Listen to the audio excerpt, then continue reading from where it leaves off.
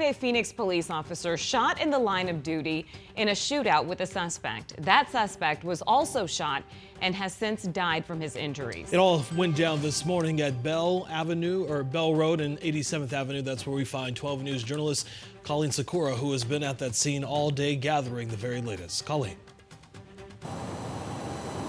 Yeah, police tell us that it was a specialized detail that works to take violent offenders into custody that was trying to do just that today when they got into a shootout with that suspect, leading to an 18-year veteran of the force shot in the leg.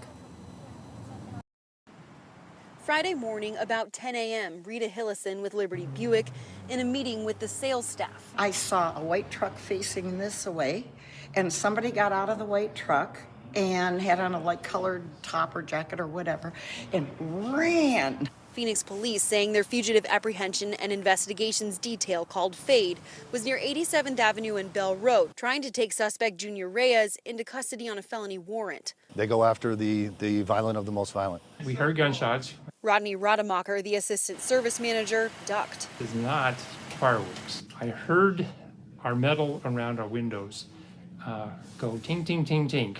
Phoenix police saying Reyes started firing and 3 officers fired back. One officer, an 18-year veteran of the force with the FADE unit, shot in the leg. Reyes injured too. The next thing I know, within 5 minutes, I see an ambulance, a fire truck, and whatever. I'm going, what in God's green earth, is going on? And then I thought, well, hopefully nobody got hurt in service. That's my initial reaction. I would have never in a million years thought it would be a shooting. The officer is already released from the hospital and is expected to be fine. Reyes, who was 30 years old, died from his injuries. Superior court records show Reyes pleaded guilty to a misconduct involving weapons charge in 2013 and also faced drug charges. He's a known violent offender, currently has an outstanding felony warrant, and had probable cause out for 2 additional violent offenses. Where those were actually perpetrated on a couple of our officers. A bullet from the shooting.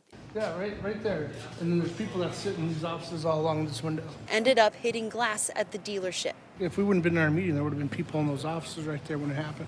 Those here uninjured. Normally, if they wouldn't have been in a meeting, there would have been salesmen out here walking, or, you know what I'm saying? Thank God, thank God, thank God. And Phoenix police say that they will be conducting the internal investigation into this incident, while Peoria police will handle the criminal investigation. We're live in Peoria. Colleen Sakura, 12 News. All right, Colleen, thank you. And that deadly shooting sent a longtime Phoenix police officer to the hospital. Phoenix Police Interim Chief Michael Sullivan speaking about today's shooting hours after it happened outside of Thunderbird Banner Hospital. He told us the Phoenix police officer was part of the fugitive apprehension unit and was shot in the leg by the suspect officers were after. He said the fugitive they were after has had multiple run-ins with police in the past and was not prohibited from having a gun despite his previous crimes, something the interim chief said his department will be cracking down on in the future.